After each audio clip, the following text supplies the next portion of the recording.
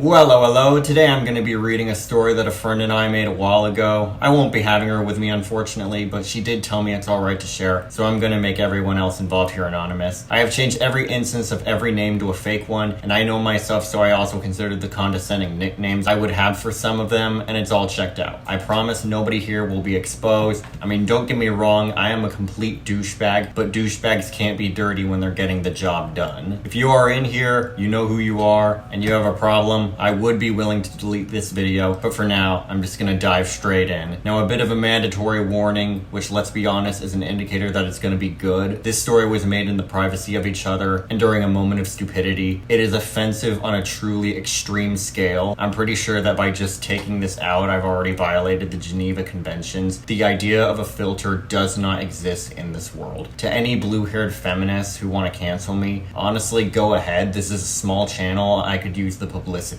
I'd also like to just give you something you might want to put to good use, just something I thought you'd really need. I figured you'd appreciate it. So me and Amanda were in band together, and we would make this story based on people we knew there. I remember it being a mini phenomenon. According to her, she shared it with someone who is like a professional when it comes to examining dirty fanfics, and he said this is even better than the last raunchy fanfiction. I'm not joking, this isn't even the only story written about our band. We kind of felt like best-selling authors, though we weren't, we were actually better. We pretty much opened everyone's third eye before it closed again a few months later, because of COVID, and it was just an amazing time. We tried at a sequel, but that failed really bad. It just didn't have the magic that sparked our inspiration. With that all out of the way, I'm just gonna go on ahead.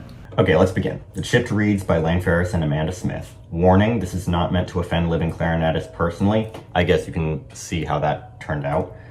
We were just making this shit up high off our asses. Somehow I blame the Olsen twins. I think I was well within my purview to do so. They've been very shady lately. They were nowhere to be seen during the Challenger disaster. So let's go. Chapter 1, press E flat to pay respects. For the F scale, it's referred to as E flat, 2 keys below it. Once upon a time, in a wonderful gay autumn day in marching season, lying in the Wellington Independent High School Band Hall, a valiant group of friends were gathered playing Monopoly with real money. This group consisted of the ambitious writer Lane Ferris, the fearless sassmaster Amanda Smith, the starving Asian Henry Wong, the morbidly anorexic Larry Wilkerson, the mysterious Katie Bridget, the cautious child of God Cassie McLean, and the passionate, albeit oblivious, Zodiac enthusiast Maddie Jackson. We couldn't really think of that many more odd traits about her. Henry was practically ass-banged with debt to Cassie as a result of Larry using the asshole method of giving her everything before his impending bankruptcy. We would actually play Monopoly in real life, and one person actually tried this method. Henry was the first to lose with a total amount owed of $2,387. Wow, you are about as good at Monopoly as you are at driving, Larry says, laughing. Larry, if you keep making these racist jokes, I'll fry you up like I did Lane's dog, said Wong. Wait, said Lane. I thought you said Millie went off to a farm where she would chase squirrels for all eternity. Henry simply laughed and rubbed his stomach. Nah, fam. She was high and broken. Lane looked sadly back at the board, his memories of his dog flashing before his eyes. Regardless, the clarinetist section leaders Pam Rogers and Oliver Folkers called for a clarinet meeting, and of course the 7 interrupted their game. Hey Henry, Cassie called. I suggest you get to the rice fields after the meeting. You owe me quite a bit of money. I'm sure Mr. Katsuki could lend you his rice hat. At that precise moment, Mr. Katsuki himself walked out of his office, the said rice hat in hand. I could hook you up with some rice fields, he mentioned casually. Henry slumped his shoulders and followed the rest of the group to the practice room for the meeting. Lane held the door for everyone, slapping their asses in turn. The boys each accepted their slaps, figuring it would improve their mood. The girls, on the other hand, did not react so well. Cassie threw a crucifix in Lane's face, calling him a sinner. Katie dumped her Starbucks latte over his head. Maddie didn't even seem to notice that she had been slapped, and Amanda simply said no and walked in before Lane could even crank his arm back. All right, clarinets, listen up, Pam yelled. already exhausted. Oliver stood motionless behind her, pretending to care. Call the bloody presses. You're the weakest section in the band. Again, before we start masterclass, you better get some quality practice in. Oliver and I, on the other hand, will be deciding which of you we hate the most. I'm willing to bet it was either me or Amanda who they actually hated the most back then, by the way. What she said, Oliver passionately exclaimed. The class shrugged. They got this speech every week, so they were pretty used to it by now, and nobody can blame them. Larry and Lane were using their clarinets as lightsabers in the corner, stabbing each other constantly. Henry sat in the corner, sadly eating a bowl of noodles. Cassie was passionately discussing the Bible with Katie, who looked thoroughly uncomfortable and uninterested. Maddie and Amanda were engrossed in a very serious game of extreme patty cake. I do have to say, I think I was very good at highlights, but Amanda was very good at the substance. She was very good at providing like general transitions to go to. I would often overthink what to do in between like good main moments, and she would just continue like just without like as much tension as I do. All of a sudden, the room started filling up with a mysterious purple sparkling gas. Everyone stopped what they were doing, immediately fixated on the pretty smoke. Ooh, everyone happily stared at the gas, inching toward them closer with every second. All except Lane and Amanda, who had the sense to shove their shirts over their faces to avoid breathing in the mysterious fumes. Just as they predicted, everyone who inhaled the sparkling smoke grew increasingly unsteady. Mr. Stark, I don't feel so good, Larry mumbled, collapsing on top of Katie, unconscious. She in turn fell backwards, promptly squealing as she hit her head on a stand and sank to the floor, Larry still on top of her. Henry jumped backwards, his noodles hitting the floor with a crash. No, he screamed, sobbing as he quickly attempted to gather what he could before he too unconsciously sagged to the floor, face first in his food. Cassie shakily held her Bible out in front of her, praying that the evil purple smoke would disappear. When it didn't, she furiously fanned at the gas, not realizing she was indeed blowing it towards her face instead of away. Maddie, in contrast to everyone else, simply stood there and embraced whatever danger flew her way. However, she had forgotten to sit down, so when the smoke reached her, she completely collapsed backwards with a slight shit.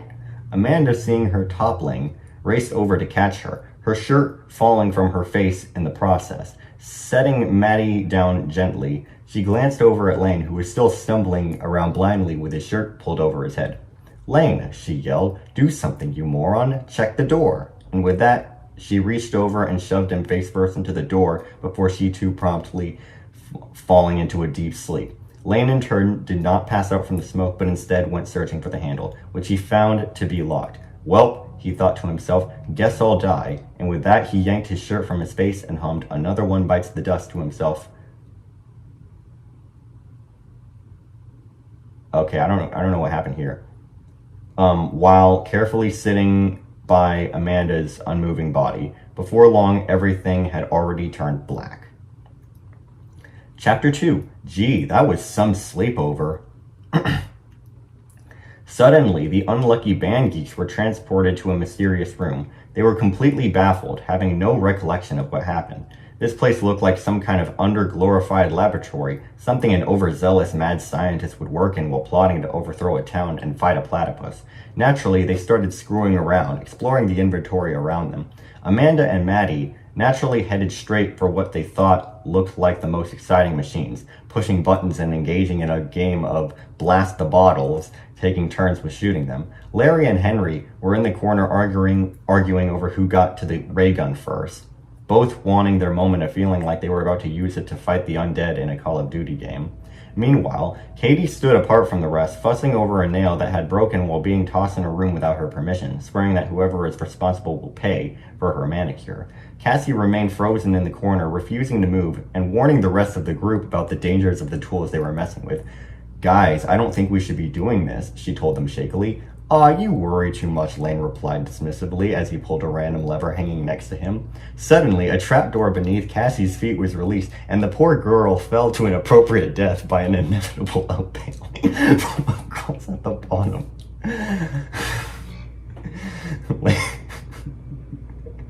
So I act stupid and she pays. Lane was as clueless as ever. "Hey, when you reach the water, tell me how it is. It looks fun, but I don't want to get my new shoes wet," he shouted down the hole. "Lane, I don't think she's coming back," Katie said, gazing down at Cassie's descending figure with a look of amusement. Suddenly, a big stabbing sound rang throughout the room, and the remaining kids were left confused. Maddie, on the other hand, was utterly mortified with what had just happened, and the fact that nobody else seemed to share her rising fear. Out of nowhere, a ding was heard, and a random hidden door was now revealed, opening inwards with a welcoming light. "Spicy," Larry said as the living six happily walked towards the passageway. "Wait, doesn't anybody want to say something on behalf of Cassie's death?" asked Katie. Henry paused and looked back with an expression of forced sympathy. "Cassie," he began, "I owed you $2,400. Now I don't. Thanks for listening and rest in pieces." As he finished, they all went towards the new room. Maddie, still traumatized but not willing to be left behind. As they all went into the light, the door swung shut behind them. Chapter 3. Just hanging around. When they reached the new room, it took on a completely different vibe. This new space looked more like a fabulous Hawaiian resort with fresh air, sparkling water, and a volleyball net sitting nearby waiting for a game to be played. "Oh, bitchin'," Lane ejaculated. "Let's search the horizon for some hot babes. I'm the only babe you'll ever need." Okay, with ejaculated, like, that was intentionally used as a weird way to, as a weird substitute for said. A lot of people thought it was an accident. It was not an accident. "Let's search the horizon for some hot babes. I'm the only babe you'll ever need," Amanda stated with a wink, giving him the finger guns in the process. Shortly after, they started to cut loose. Lane and Amanda immediately went to work building sandcastles, while Larry had another panic attack after determining the water was too cold for him to swim in. Even Henry put down his instant ramen and joined in the fun, building a fort and pelting Larry with sandballs, causing him to freak out even more. Okay, believe it or not, I actually put this, like, just as a goof. Like, I just said he had a panic attack and kind of deleted it afterwards, but Amanda, she, like, retyped it and actually, like, further elaborated it on it more. Like, further emphasizing the joke. Like, believe it or not, she was actually the more audacious one. Like, it was not me that was that audacious with the panic attack jokes. I started it, but she continued it with heavy audacity. Okay.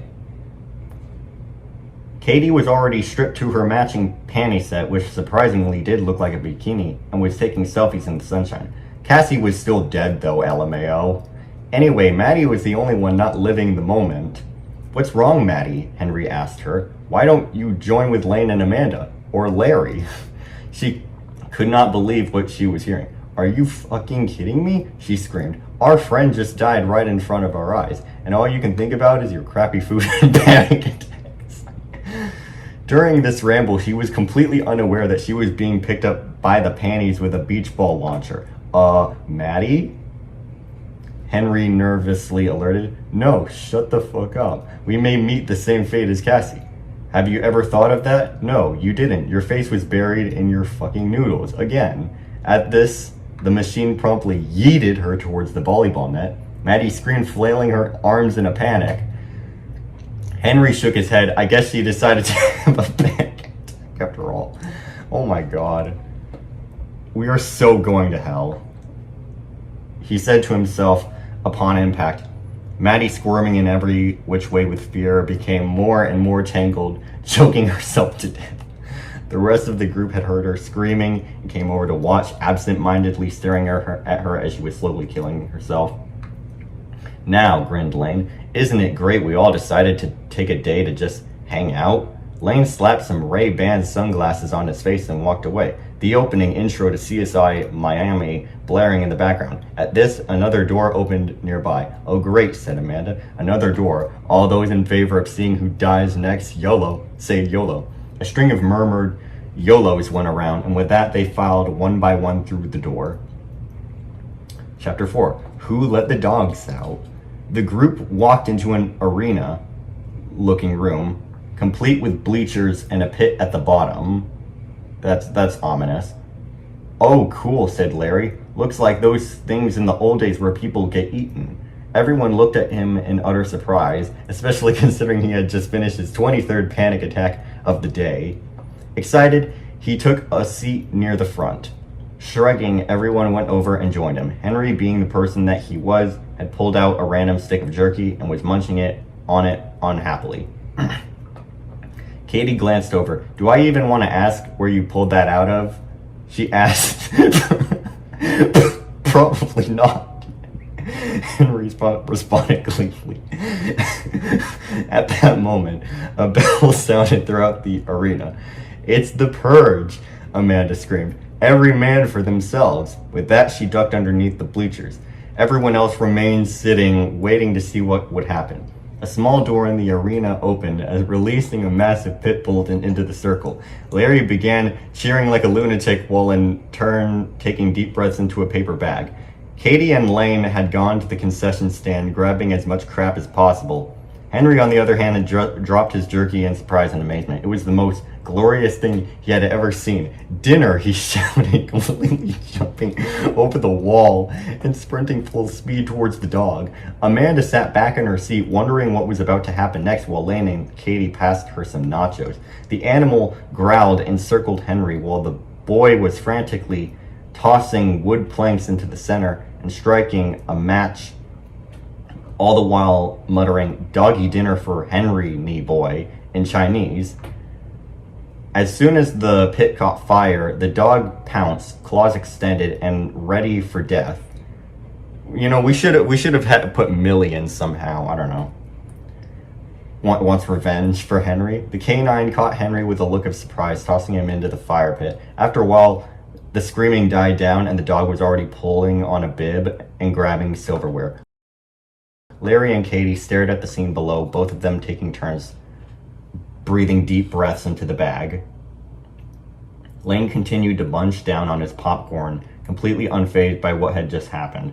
Amanda shrugged and tossed the dog a container of pepper. "He's Asian, so you might need to spice him up," she called. A door opened up nearby, this time with a pink glow and smelling faintly of a candy shop. "Okay, if I can die in a scene of Charlie and the Chocolate Factory, my life is complete," Lane said. Katie and Larry, now sharing inhalers, shakily stood up and followed Lane through the door. Amanda sadly placed her unfinished nachos on the floor and jogged to catch up to them. Chapter 5. Ha ha, you women and your chocolate.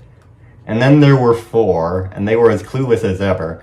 What they now walked into was more shocking than their wildest predictions. High on the wall rested a balcony in which Pam and Oliver stood. "Pam and Oliver?" Katie questioned. "What are you doing here?" They ignored her question as usual. "Do you know why you are here?" Oliver asked, bored.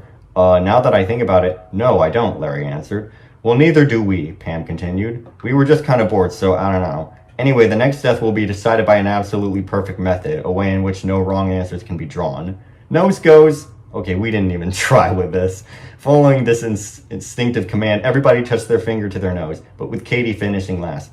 "Katie, you must now advance forward towards the red X," Oliver informed her. The group looked over, and sure enough, there was a metal platform with an honest-to-God red X painted on it. "Wait, hold on. Am I just going to die like that?" Katie tried to ask as Lane shoved Bridget onto the platform. She spun around. "Lane, what the hell? You almost made me mess up my hair." With that, she pulled out a mini mirror and began frantically fixing stray strands of hair. "Your sacrifice will be well remembered. I shall recognize you as a martyr," Amanda commented thoughtfully. Katie looked up at the masterminds that stood above them. "Katie, Bridget, honestly, we don't really know that much about you. As a matter of fact, we have labeled you with the personality of vanilla. In contrast to this, your execution shall be no other than death by chocolate," Pam proclaimed as she pushed the red button that released the metal frame Katie was supported by. With one fell swoop, she was dropped into a chocolate river just like that movie. Soon enough, she had completely turned into a shell and suffocated to death. Well, isn't that just the cat's ass? Lane let out, indifferent that he was probably being the most apathetic jackass that ever exists during this current time. With just Ferris, Smith, and Wilkersony left, they marched onwards with poor technique, remember, to the fifth door. Well, isn't that just the cat's ass? Is an actual phrase I had, especially in 2020. I found out that I accidentally ripped it off from that 70s show. Coincidences are fascinating. Chapter 6, Gone with the Wind. At this point, the thick three were entering a room that appeared to be a windy plain. It seemed like some lumberjacks were getting their grind on here. Remember when I said Larry was morbidly anorexic? That was an understatement. This kid was like 2 sheets of paper taped together of a boy while being held by a paper mache and glue. The dude looked to be like 2 pounds. A British hobo has more than that. I'm pretty sure it goes without saying this guy wouldn't withstand a tornado, but he wouldn't even resist a simple blow. The room they had walked in looked like a strange replica of the sky. Cotton-looking clouds were floating around as aimlessly as the trio was. The ceiling was painted a bright blue with a thin shade of gray. Hey, look, Amanda pointed. They even had the courtesy to design the atmospheric pollution. How thoughtful. Lane climbed onto the closest cloud, floating around everyone below him. Hey, check it out. I'm like that one annoying turtle dude in Super Mario that tosses useless shit down from the sky. At that precise moment, a large gust of wind began to blow through the room. Lane grabbed on tightly to his cloud, laughing as he flew around even faster. Amanda wasn't even phased, sitting on the edge and watching the fake sunset as her hair flew in every direction. Larry, however, wasn't so lucky. The wind carried him all the way to the wood chipper, where his head was shredded to confetti and lost all his limbs. And no, he unfortunately didn't make it. He's dead. Yeah. Lane climbed down from his cloud, so that was something, he commented, watching the Larry confetti fall in graceful chunks to the floor. We shouldn't let this confetti go to waste. He and Amanda both looked at each other, nodded, took deep breaths, and screamed, Happy New Year. Satisfied, they stood up and walked to the door that opened just to the left of them. Chapter 6. Title! Exclamation mark. Lane and Amanda casually walked into the next room, not really knowing or caring where they may end up or what might happen next. The room looked like an ordinary classroom. Lane immediately collapsed in despair, sobbing. I thought we were going to die and never have to go back to school, he blubbered. What the ever-living fuck is this? He gestured angrily to the rows of chairs and desks attached to them. Much to their surprise, however, there were other people waiting inside, all with expressionless faces, as they stared at the confused duo. The oldest one there, apparently the teacher, stood up. Welcome, Mr. Ferris and Miss Smith. We have been expecting you, he said calmly. Lane stood up, puffing out his chest, noticing that he was the only other male in the room. Everyone else was female with school uniforms. Holy shit, Lane said. This is like my greatest anime fantasy come to life. He suddenly rushed to the crowd of girls, jumping spread eagle into the group. They all stepped out of the way, resulting in the hormonal boy to flop face first onto the solid ground. Getting up and dusting off, he glanced back at Amanda and the teacher, both of which were desperately trying not to laugh. Here's the challenge, the teacher stated. There is a theatrical production in the making, yet we do not have a title for it. One of you will have to compete with these fine young girls to see who has the better title. Should you win, you may both pass to the next room. However, if you fail, only one of you will be leaving this room today. He then clapped his hands, and the girls all sat at a desk. Well, fantastic, Amanda said, uninterested. Are you any good at writing? She asked, glancing over. Lane's heart soared. He proudly stood on a desk, hands on his hips in a pose that would make Superman proud. My time has come, he announced. There was a pause, and the whole room erupted with anime-styled giggles. Lane sat at a desk while Amanda wandered over to sit in a corner away from the competition. The teacher stood up at the front of the room and described what the play would be about. Lane leaned over and scribbled furiously onto his paper, creating holes from his speed. Meanwhile, the girls sat for a while, thinking long and hard for something they felt was creative. After a few minutes, the timer went off and the teacher ordered all pencils to be set aside. All right, our challenger may present his title first, he said. Lane stood up, fixing his hair and winking at the girls in the process. Clearing his throat, he began. Your Honor, I present the case of Ferris versus Schoolgirls, in which my title will be announced as Bleeding Malice. The class seemed relatively unimpressed. Not gonna lie, that kinda sucked, the teacher said. I know, exclaimed a girl in the back. How about guns? Exclamation mark. Yeah, agreed the class. Lane felt like taking a nice toaster bath after witnessing the utter retardation that lay before him. Well, as promised, the party that lost will lose one of its members, and who other than the one who suggested the mediocre title in the first place? Lane Ferris, prepare to die, fool, the teacher announced. As a result, Ferris was surrounded by a sorority holding a set of weapons with his hand in the crosshairs. Well, isn't that just the cat's act? But Lane couldn't finish his last sentence. The girls started firing away and shot 600 shots in his body. By the end of it, he had more holes than the plot of Frozen. Not sorry, not sorry. With the last ding, Amanda Smith walked into the final room. I always had a feeling that I would die that way. Chapter 8. Thompson phobia.